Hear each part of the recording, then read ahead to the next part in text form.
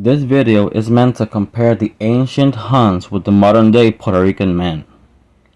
Are Puerto Rican men like Huns?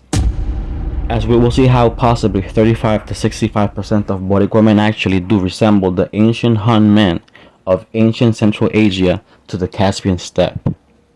To further solidify this premise, let's review male lineages of Europe and the maternal DNA of modern day Puerto Rican women. The one thing we should understand about lineage is, no matter how vast the ancestry may be, the lineages will always be two. The lineage can be traced to millions of years into the past, of one genetic source and one origin. Therefore, this is in part why it is known in genetics how the Puerto Rican population is still part Native Caribbean. That is not only by ancestry, which does not translate to lineage. An individual or population may share heritage via ancestry or via lineage, or both. These notions of lineage are present in the world cultures and their traditions. For instance, it is implied many Jews consider a Jewish type of ethnicity only via the original male lineage, disregarding the watering down of said lineage's ancestry by assimilation into other cultures. When acquiring wives from said cultures that are different, being their wives different genetically as well, but the male Jewish lineage never stops. Therefore, in many ways, this neo-Jewish population is still Jewish via the male lineage. Some Puerto Ricans can be very high levels of Portugal and Spain, in which male inherited haplogroups coincide with the vast majority of Europe. Is the European male lineage Hun or Asiatic in origin? The answer is yes.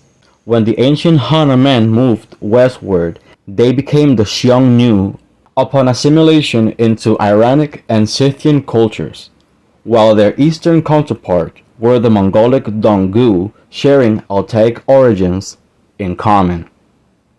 The Xiongnu would have presented physical features like the Mongolians, that of East Asians, and other features more European-like, such as lighter eyes, blue or green.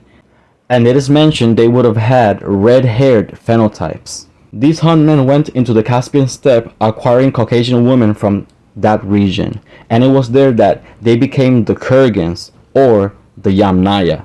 At this point, to the ancient Huns, haplotypes can be seen going from Q all the way to R, to R1A and R1B, where R and its subclades may have subcladed from ancient Scythian times. In the Caspian steppe, the newly Yamnaya men would have resembled Turkic tribes mixed with Aryans, ancient Scythians, and at this time, one of the biggest phenotypical changes occurs.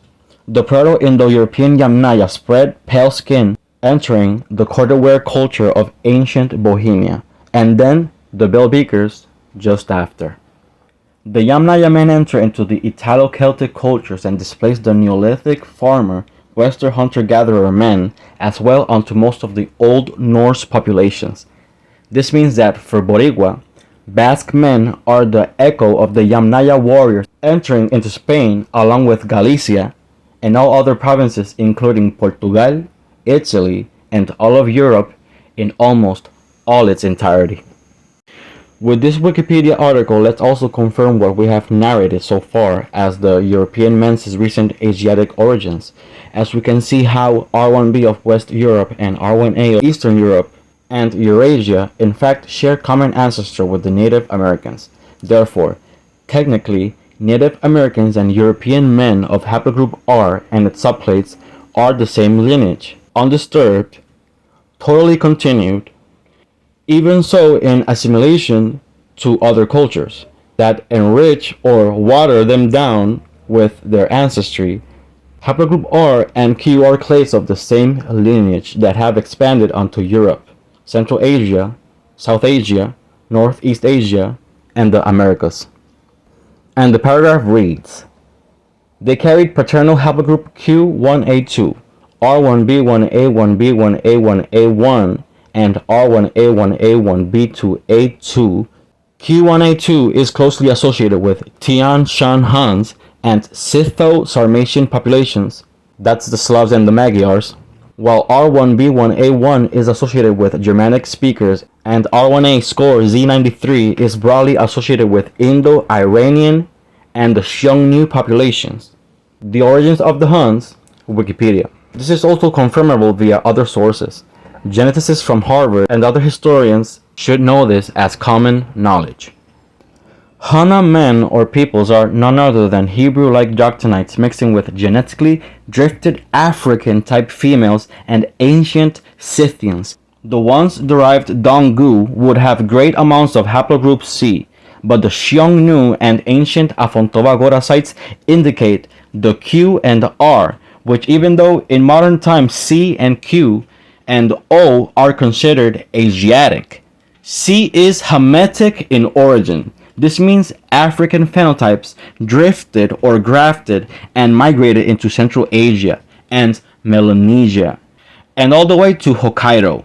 But P, Q, and R are in fact Semitic in origin. Therefore, in the case for haplogroup Q, R, P, and even ancient Turks or Paleo-Siberians, is Semitic Joktaanite men, meeting with Sionite or Canaanite women. Sometime in the past, near the events of first civilizations from the Fertile Crescent, like Ur and Sumer, peoples with R haplotypes make the European male lineage Asiatic in origin. Thus, we are safe to conclude or infer this from genetic and phenotypical data. But the same thing cannot be implied for the female European lineage, being it more native to Europe than haplotypes and subclades of the R lineages. Including a brief origin for C and now classifying the female side of the European lineage brings us now to the second reason why, by lineage and by phenotype, Boricua men are very similar to the Hun, even to a higher degree than some Europeans with clear Asiatic influence. The Boricua women and their children along with the Boricua men. So now that we've reached this point, we understand how the sex chromosomes also play a role within ethnicity through an intact value of the lineage for the case of much of the world and Puerto Rican men. Even as per se 3,000 years may have passed, the lineage is still of those ancient Hun men, which also comes with genetic markers and ancient recessive traits. The male inherited DNA is the Y chromosome, and the female inherited DNA is called the mitochondria, the mtDNA. Each carry one lineage in particular from a particular ethno-racial group. The maternal DNA of Puerto Rican women, thanks to advancements in modern genetics, we can easily determine any lineage. Studies suggest that C1b2 is the most common C1 lineage in both pre- and post-contact Puerto Rico. This means that many Boricua are paternal Hunnic or Hun haplotype R, while at the same time the Puerto Rican women's mtDNA is a Paleo-Siberian lineage. Haplogroup C also seen across American Native American and other Asiatics. Therefore, in terms of the same Altaic origin value, Puerto Rican women are returning in approximation at least 15 to 20% more of ancient Yamnaya Asiatic DNA lost upon entering the Caucasian women. And also, Puerto Rican women are returning most likely the same mitochondria DNA that ancient North Eurasians counted with in Afontova-Gora and Xiongnu cultures, respectively, of Central Asia, and even Siberia more easternly. Therefore, up to this point, this makes Boricua men up to twice more Hunnic than the average Spaniard or Portuguese men, or up to 20 to 25% more Asiatic of the same caste as the Huns.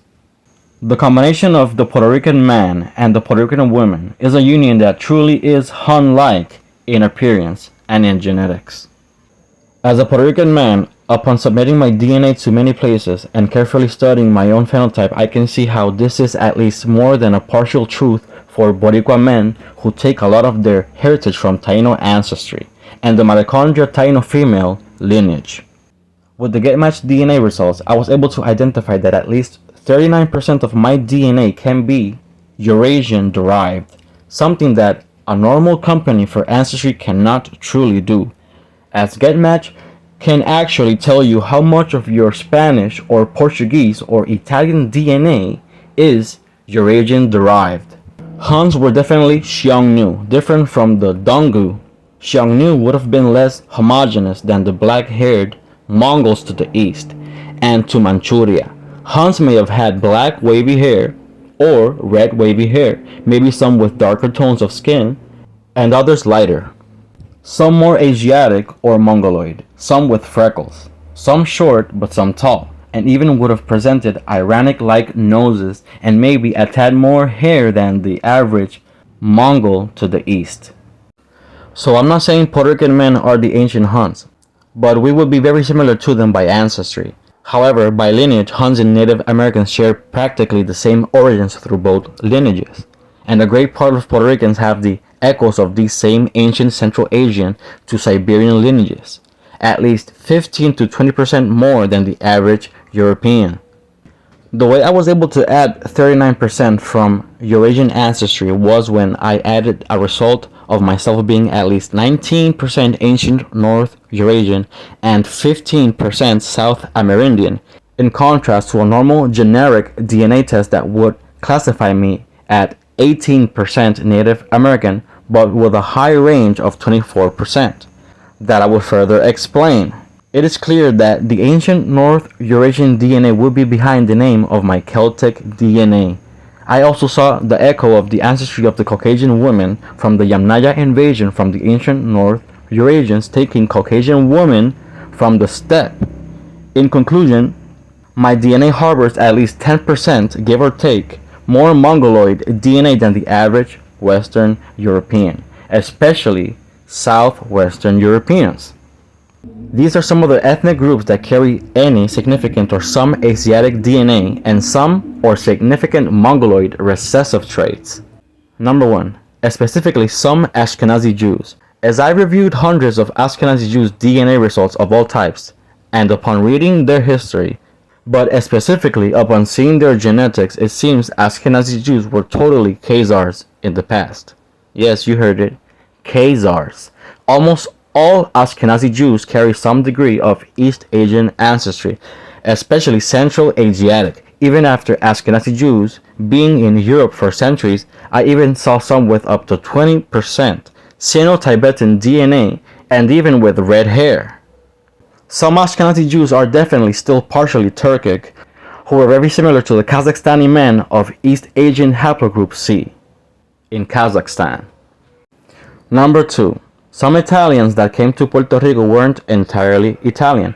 My own cast of Italian ancestor married a Tajikistani girl. Therefore, from Ashkenazi Jews and my Tajik tatara abuela, I am at least getting 1% Central Asian and Sino-Tibetan.